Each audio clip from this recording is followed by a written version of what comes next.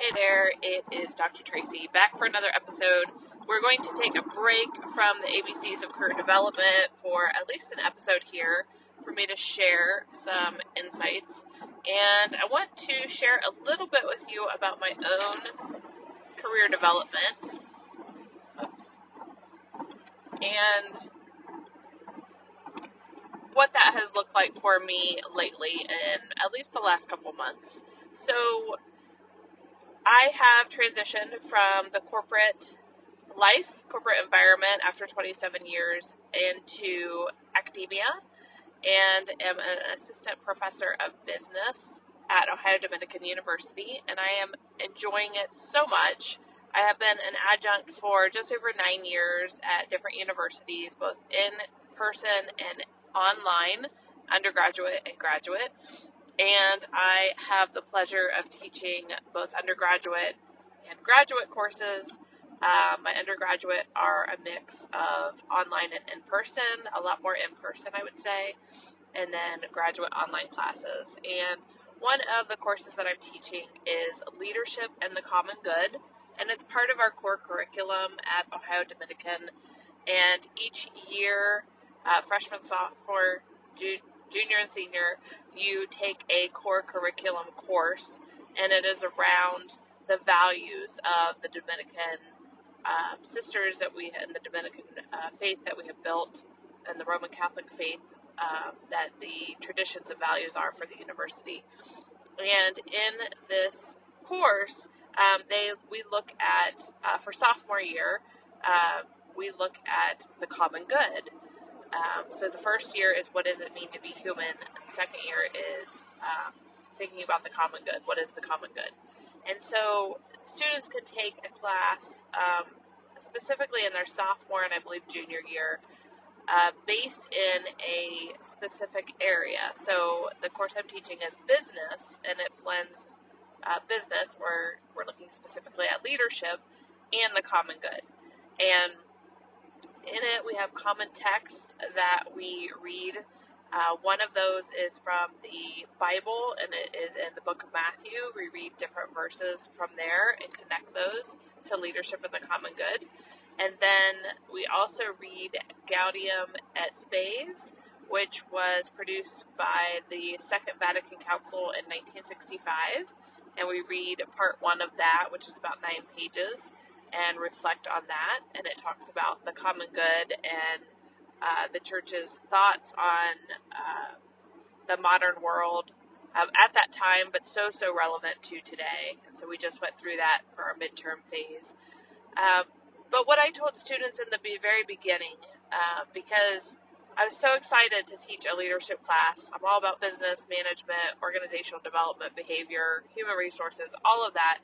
So leadership and the common good. But one of the reasons I was really excited about teaching this course is I have not picked up a Bible for a very, very long time. And I had grown up Catholic, went through Catholic school, I think except for 1 year, like 4th grade, I tried out a different public school. I think all of us went to a public school that year.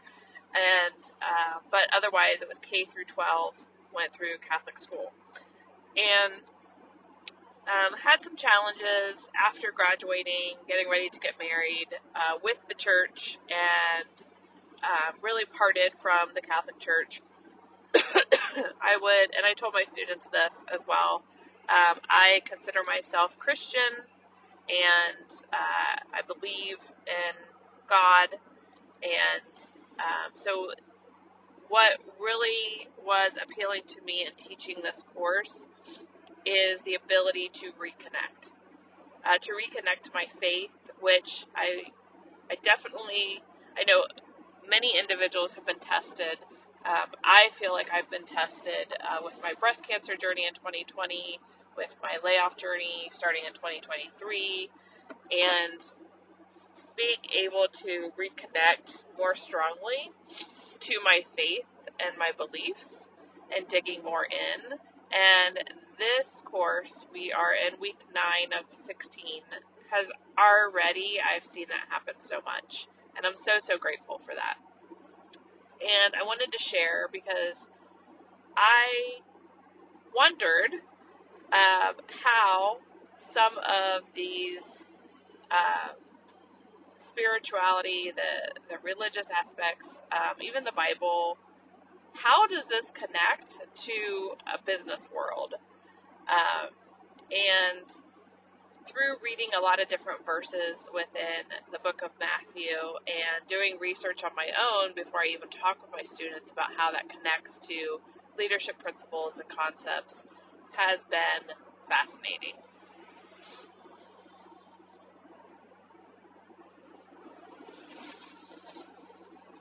And even just this week, one of the things that we are talking about is Matthew 25, I believe it's 15 through 30, it's the parable about the talents. And at this time, so the parable of the talents, if you're not familiar with this one, is a father leaves his I believe it's the father and the three sons. He leaves his three sons, it's equivalent to money. They're calling these talents money. And he leaves the first son 5. And he leaves the second son 2. And the third son he leaves 1. So think of this as like a bag of money. And when he comes back, later, the first son who had 5 ends up doubling it. He said, "Dad, I invested this and I was able to make, double. I have 10 now." And he gave his father the 10. Or his father, I believe his father said, like, "That's amazing, great," that kind of thing. I went to the second son, and he originally had 2, and he said, I used the talents, I invested this, and I now have 4, so he had doubled it as well. And then he went to the third son, and the third son originally had 1, and he said, "I was scared, and I went and dug a hole, and I hid my talents, I hid my money, and when you came back, I unburied it, and here it is, here's my 1. And the father was upset that he did not use his talents, that he did not leverage those, and that he hid those. And so the father took his 1 and gave it to the son who had doubled his 5 and had 10. And the whole teaching around this is, and thinking of these more as talents, even though the analogy is kind of the money, is not to be afraid and not to go and hide your talents and hide your money, but to use those and to leverage those and put those out into the world and be courageous and be a little fearless with that. And so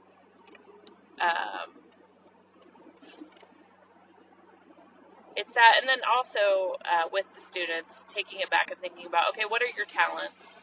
How are you using those?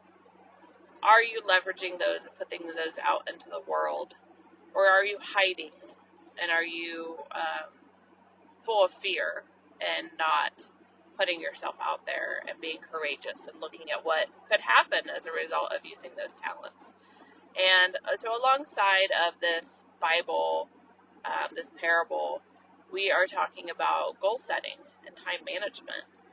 And one of the exercises that I'm going to be doing is showing the students, if you've ever seen the rocks, pebbles, sand visual, I have a tall, clear vase, and it's a really big vase. And what you initially do is put in, and I saw this from even a senior leader a long time ago when we were in meetings, you put in all of the sand, and what the sand represents is all of these little tiny things that we do, different tiny little tasks or day-to-day things, interruptions, distractions, those kinds of things can be included in my hand quote analogy of the sand. So we put the sand into the vase first, and then we take these pebbles, and these are like medium-sized tasks or goals that we have, and we think about the representation of the vase is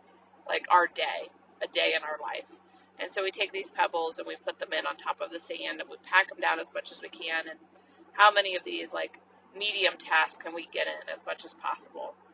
And then we take the big rocks and we start to put those. And in the visual, if you can visualize this, you don't have a lot of room for these rocks because you've put so much of the sand, these little tiny things that have come up or that you've worked on, and you have the medium-sized tasks that you started to put in. So you don't have a lot of time for these big rocks, which these big rocks, the analogy of that is these big goals that you have that you want to achieve, and being able to spend time on those and focus on those. And so if you approach your day from this perspective, you run out of time on a regular basis to really focus on where you want to focus and on where you want to go. And so you keep ending eventually you have to extend those big goals to try to eventually achieve them. Or you have to toss those out the window because you never end up having that. So something has to give, typically. And then so what we do from there is we empty the vase out, and then we say, okay, what if we approach our day where we focus on these big rocks? What are these big goals that we have? And we think about those and make sure that we have something related to those into our day so that we're not losing track of that, so we're not running out of time. And we place these rocks in the empty vase. And then we say, okay, what are some of the little medium-sized tasks maybe that we can do from there? We put those in the vase. And then, okay, how can we take the sand and pour it in? And typically it goes through those crevices, and you're not going to fit as much sand in there. So it's basically, let's stop spending our time on these tiny little things that don't end up adding up to get us to where we want to go with our big rocks or our big goals. And so just that perspective from that analogy of the rock, pebbles, sand in the vase, of thinking about how are we organizing our day-to-day to achieve those goals that we have. And are we cluttering up our day with those small little things that don't add up to where we want to go with our life? If so, what are some changes we can make? And you know what? It's not going to be an overnight thing. It's going to be practice. Practice makes progress. Let's throw perfection out the window because that's unrealistic. But practice makes progress. And how can we start to tweak and change how we're living our life every day to make sure that we are focusing on those talents we have, those goals that we have, the skills to get us to where we want to go in life, versus every day continually packing in that sand and not being able to pack it enough to fit in any of those big rocks. And eventually maybe even the pebbles get, you can't even fit in all those little pebbles. So I love that analogy, that visual for students. It ties in so perfectly with this parable in the book of Matthew, and I believe there's a version of it in the book of Luke as well. And so we're talking about that. We're talking about time management. We've also done the Stephen Covey time management exercise with the 4 quadrants. So if that's something that you might be interested in, it goes through the 4 quadrants.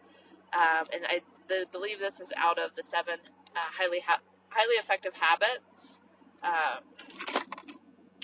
I think that's what I can't remember exactly the name of the book that he wrote. And it's an exercise walking through how are you spending your time. And so with that one, I'll walk students through each of the quadrants, explain to them what each quadrant is, and then I've done this in a business setting workshop as well, is, okay, for each of these quadrants, if you think about 100% of your time across the 4, apply a percentage to each of these quadrants, these 4 quadrants, and let's look at where are you spending the majority of your time. And some students find, and some people find, that they're spending a lot of time in either quadrant 1, which are things that are most important and urgent, or urgent and important, but some of those things end up being because of procrastination. And how can we make sure that we try to plan as much as possible, which is quadrant 2 is the quadrant of leadership and planning. How can we move into that quadrant 2 so that we're doing more of that, so we're not in a rush, that we're not urgent and important all the time? And I know from a business perspective, some individuals get into job roles and they end up having these things that other people are considering, hey, this is important, this is urgent, you need to do this. And there's fire drills left and right. And if you're in that kind of situation, I would say there's one of two options. It's one, how do we change the culture of this? Is it possible to change the culture of this so that we're not always pants on fire trying to figure out and get shit done last minute and have these fire drills, which leads to stress for you and many other people. And it also leads to burnout. It's a quick road to burnout. So how do you mitigate and minimize that? And again, it's not something that happens overnight, but how do you do that? And if you start to explore that and you realize this isn't possible, like this isn't going to change, this is how it's going to be, people are not going to budge, and you either, do it or get out. And so the other option is, if there isn't the opportunity to start to change or make small movements towards change in that kind of environment, then what's your exit strategy? Where do you go from there? Because that is not a life that you want to be in for a long amount of time. And so if it can be temporary and then you can move into a type of role that you're not living like that and you're not getting stressed, you're not leading to burnout, that is an option as well. So we talk about, quadrant 1 is where it's important and urgent. Quadrant 2, you get into more planning. You want to spend as much time as you can into quadrant 2.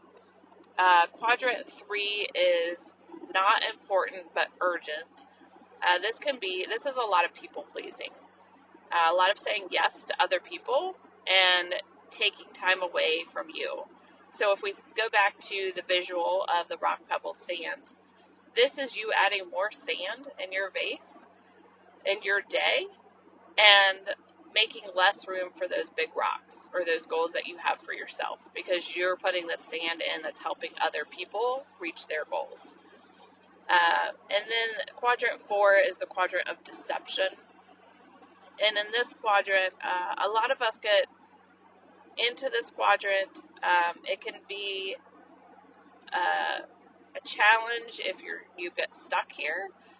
One of the things that happens in quadrant 4 is these are not important, not urgent things. So scrolling social media, Netflix binging, and none of this is to say any of these little trivial things that we may spend time doing are bad. I'm not saying that at all. It's that you don't want to get stuck here, and you don't want to be scrolling social media all day, every day. If you're doing it for an extended period of time, and it ends up, this is that sand, again, in your vase, in your day, if it impedes your ability to focus on some of those medium or big rocks, then it's a problem. And how do we minimize that? I'm not saying eliminate it, but how do we minimize that and spend more of that time in that quadrant of planning or leadership?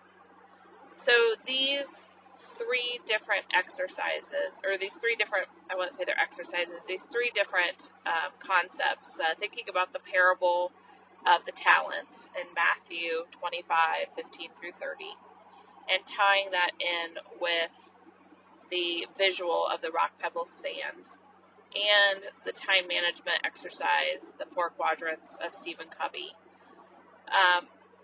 How nicely they have blended together to give students insight into